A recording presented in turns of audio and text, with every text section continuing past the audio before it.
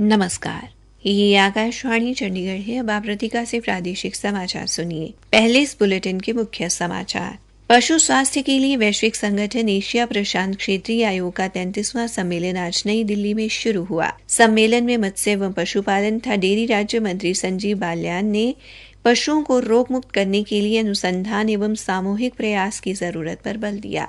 हरियाणा सरकार ने हरियाणा सरस्वती विरासत बोर्ड के मुख्य कार्यकारी अधिकारी विजेंद्र कुमार को हरियाणा आय वृद्धि बोर्ड का विशेष कार्यकारी अधिकारी नियुक्त किया। आज पंजाब, हरियाणा और चंडीगढ़ में विश्वकर्मा दिवस मनाया गया। कारखाना मालिकों और कारीगरों ने औजारों की पूजा की। और हरियाणा विधानसभा अध्यक्ष ज्ञानचंद गुप्ता ने पंचकूला में कामगारों के लिए रैन बसेरे और लेबर चौक में शौचालय बनाने की घोषणा की।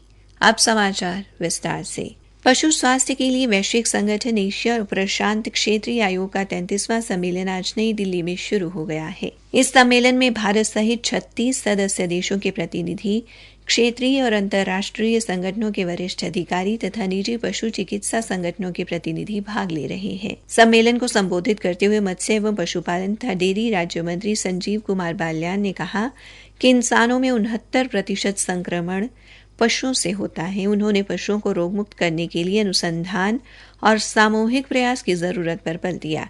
श्री बाल्यान ने कहा कि पशुपालन व्यवसाय भारतीय अर्थव्यवस्था में महत्वपूर्ण स्थान रखता है, क्योंकि ये लाखों ग्रामीणों को आजीविका प्रदान करता है। मत्स्य एवं पशुपालन और डेयरी राज्य मंत्री डॉक्टर एल मुरुगन ने इस सम्मेलन के महत्व पर प्रकाश डालते हुए कहा कि इस कार्यक्रम में पशु रोगों की रोकथाम से संबंधित मुद्दों पर चर्चा की जाएगी। कोविड-19 महामारी के दौरान उत्पन्न हुई चुनौतियों के कारण मानव, पशु एवं पर्यावरण में संपर्क के लिए जोखिमों के आकलन में वैज्ञानिक विशेषज्ञता की भूमिका महत्वपूर्ण हो गई है। यह सम्मेलन भविष्य की चुनौतियों के लिए पशु चिकित्सा सेवाओं में लचीलापन और क्षमता बढ़ाने की जरूरत को भी रेखांकित करता है। ऐसे सम्मेलन प्रतिनिधियों, आमंत्रित विशेषज्ञों और प्रमुख क्षेत्रीय भागीदारों के बीच निकट संपर्क, सक्रिय संवाद और सार्थक चर्चा की सुविधा प्रदान करते हैं। हरियाणा सरकार ने युवा सशक्तिकरण और उद्यमिता, सैनिक एवं अर्धसैनिक कल्याण विभाग के प्रधान सचिव और हरियाणा सरस्वती विरासत विकास बोर्ड के मुख्य कार्यकारी अधिकारी विजेंद्र कुमार को उनके वर्तमान कार्यभार के अलावा प्रस्तावित हरियाणा आय वृद्धि बोर्ड का विशेष कार्यकारी अधिकारी नियुक्त किया है। मुख्य सचिव संजीव कौशल द्वारा जारी आदेशानुसार युवा सशक्तिकरण एवं उद्यमिता विभाग इस पहल के लिए और प्रारंभिक अभ्यास के लिए प्रशासनिक और वित्तीय सहायता प्रदान करेगा। एक अन्य आदेश में हरियाणा सरकार ने तुरंत प्रभाव से भारतीय प्रशासनिक सेवा के 2 और हरियाणा सिविल सेवा के 3 अधिकारियों के स्थानांतरण और नियुक्ति आदेश भी जारी किए हैं। नियुक्ति की प्रतीक्षा कर रहे श्री धर्मेंद्र सिंह को सहकारिता विभाग हरियाणा का विशेष सचिव नियुक्त किया गया है। इसी प्रकार श्री राहुल मोदी को बहादुरगढ़ का उपमंडल अधिकारी नियुक्त किया गया है। आकाशवाणी चंडीगढ़ के समाचार सेवा प्रभाग द्वारा मेरी माटी मेरा देश अभियान के तहत शुरू की गई प्रश्नोत्तरी प्रतियोगिता का आज का प्रश्न है, महात्मा गांधी ने किस महान शिक्षाविद को महामना की उपाधि दी? प्रश्न एक बार फिर से सुन ले, महात्मा गांधी ने किस महान शिक्षाविद को महामना की उपाधि दी? अपने उत्तर newsaircht@gmail.com पर तुरंत मेल करें। शनिवार को पूछे गए प्रश्न का उत्तर है, स्वतंत्रता सेनानी जीवत राम भगवान दास कृपलानी और विनोबा भावे को आचार्य कहा जाता था। और ये सही उत्तर देने वाले हमारे विजेता हैं पंजाब के तरनतारन जिले से जसवीर कौर और बठिंडा से कुमारी प्रवीण। प्रादेशिक समाचार आकाशवाणी चंडीगढ़ से प्रसारित किए जा रहे हैं। आज पंजाब, हरियाणा और चंडीगढ़ में विश्वकर्मा दिवस मनाया गया। औद्योगिक नगरी पानीपत में हथकरघा कारीगरों, कारखानों के मालिकों और श्रमिकों ने भगवान विश्वकर्मा की पूजा की और अपने औजारों एवं मशीनों की सफाई भी की। भिवानी में भी आज भगवान विश्वकर्मा एवं औजारों की पंचमेवों से पूजा अर्चना किए जाने की खबर मिली है। अंबाला में भी आज भगवान विश्वकर्मा चौक स्थित भगवान विश्वकर्मा की प्रतिमा पर स्थानीय लोगों द्वारा फूल मालाएं अर्पित की गई। अंबाला छावनी में श्रद्धालुओं ने पूजा अर्चना के बाद भंडारे का आयोजन भी किया। अंबाला के औद्योगिक क्षेत्र में विभिन्न प्रतिष्ठानों में मशीनों एवं औजारों की पूजा अर्चना की गई और लोगों में प्रसाद बांटा गया। अंबाला से विधायक असीम गोयल ने भगवान श्री विश्वकर्मा मंदिर में जाकर पूजा अर्चना की। हरियाणा के अन्य कई जिलों से भी विश्वकर्मा पूजन किए जाने के समाचार मिले हैं।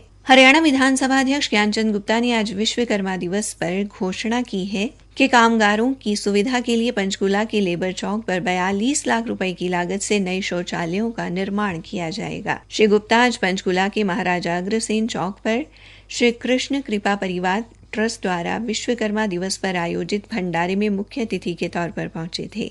श्री गुप्ता ने भंडारे का शुभारंभ करते समय मजदूरों के लिए रैन बसेरों का निर्माण करने की घोषणा भी की ताकि उन्हें सर्दी में खुले में ना सोना पड़े।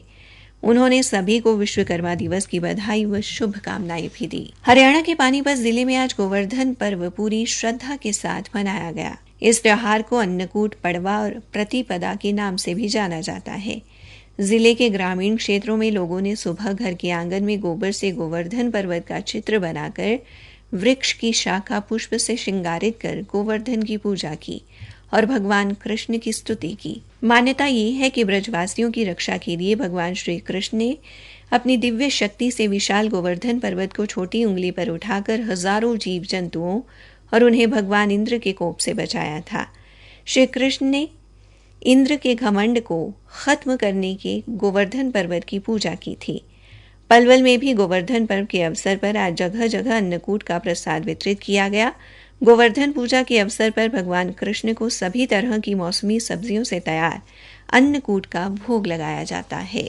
चंडीगढ़ प्रदूषण नियंत्रण समिति ने कहा है कि दिवाली के अगले दिन आज वायु प्रदूषण के स्तर में काफी सुधार देखने को मिला। हालांकि वायु गुणवत्ता की जांच से ये सामने आया है कि दिवाली पर बड़ी मात्रा में पटाखे चले।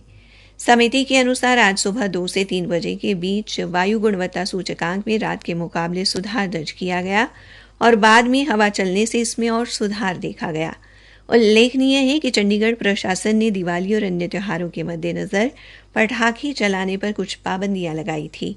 प्रशासन के आदेश के अनुसार दिवाली पर 8 से 10 बजे तक केवल हरित पटाखे चलाने की अनुमति दी गई थी। कांग्रेस के राज्यसभा सांसद दीपेंद्र हुड्डा ने वायु प्रदूषण को लेकर चिंता व्यक्त की है। उन्होंने सरकार पर प्रदूषण की समस्या को गंभीरता से न लेने का आरोप लगाया है। देश के 23 सबसे प्रदूषित शहरों में 9 शहर हरियाणा के बताते हुए उन्होंने कहा कि प्रदूषण को नियंत्रित करने के लिए राजनीति से ऊपर उठकर प्रयास करने चाहिए।